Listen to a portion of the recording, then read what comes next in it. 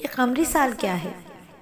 دیکھیں، قمری سال کا جو تعلق ہے نا، یہ بالکل پکی ٹھکی ثابت شدہ حقیقت کے ساتھ ہے. یعنی چاند کے 12 مرتبہ عروج اور زوال پورے ہونے پر ایک سال شمار کیا جاتا ہے، اور اس سال کی ابتدا اور انتہا اس کے لیے کسی موسم کا لحاظ نہیں رکھا جاتا. کبھی اس کی ابتدا سردیوں میں ہوگی، کبھی اس کی ابتدا گرمیوں میں ہوگی. ہم دیکھتے ہیں کہ رمضان المبارک کے روزے کبھی تو بے انتہا شدید گرمی میں آ جاتے ہیں، کبھی درمیانہ موسم ہوتا ہے اور کبھی سردیوں میں آ جاتے ہیں.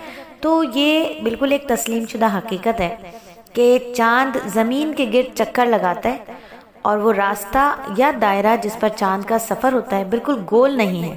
اس لیے چاند کبھی زمین کے بہت قریب ہو جاتا ہے، کبھی بہت دور ہو جاتا ہے.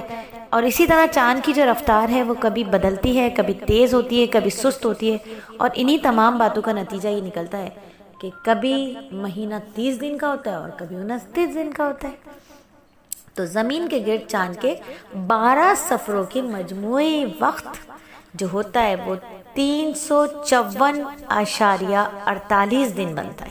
اس لیے ہر قمری سال اتنی مدت کا ہی ہوتا ہے، اس میں کسی حساب کتاب کی مشقت برداشت کرنے کی ضرورت ہی نہیں ہوتی. اور اہل عرب جو تھے قمری سال کا جو تذکرہ ہے نا، تو اس کے ساتھ ساتھ کبیسہ کی وضاحت بھی بہت ضروری ہے.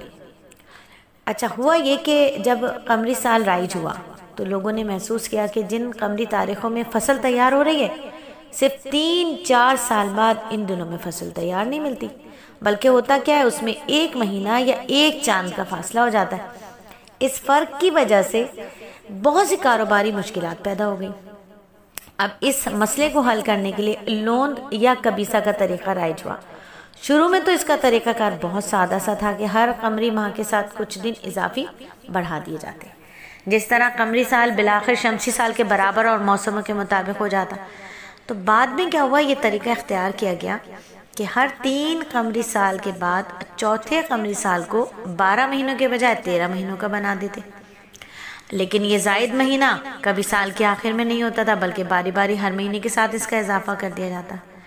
تو اہل عرب نے بھی یہی طریقہ اختیار کیا، مگر 2 سال سرزمین عرب پر یہ حساب کتاب سب سے پہلے، یعنی یہ طریقہ جو تھا صرف سرزمین عرب پر 2 سال چلا، اور پھر سرزمین عرب پر یہ حساب کتاب سب سے پہلے قبیلہ کنانہ کے ایک شخص قلمس نے کیا.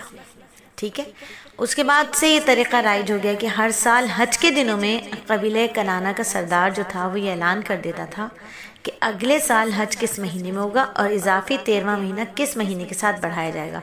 اس طرح قلمس شخصی نام کے بجائے قومی عہدہ بن گیا اور اس کی جمع قلامسہ استعمال ہونے لگی. اچھا بھائی، قلمس صاحب کے جو کہ کارنامے تھے، اس کا نتیجہ یہ ہوا کہ 2 سال تک تو حج حقیقتاً ذی الحجہ میں آتا، لیکن اس کے بعد کیا ہوتا کہ محرم میں، پھر سفر میں، پھر ربیع الاول میں، یہاں تک کہ کئی سال بعد پھر ذی الحجہ میں حج آتا، لیکن گنتی میں 1 سال کم ہو جاتا. اچھا، یہاں ہمیں ایک بات اور یاد رکھنی چاہیے کہ عرب جو ہیں وہ 4 مہینوں کو حرمت اور عزت والا مہینہ سمجھتے تھے اس وقت بھی. ٹھیک ہے، اور یہ 4 مہینے کیا تھے؟ رجب، ذی القعدہ، ذی الحجہ اور محرم تھے.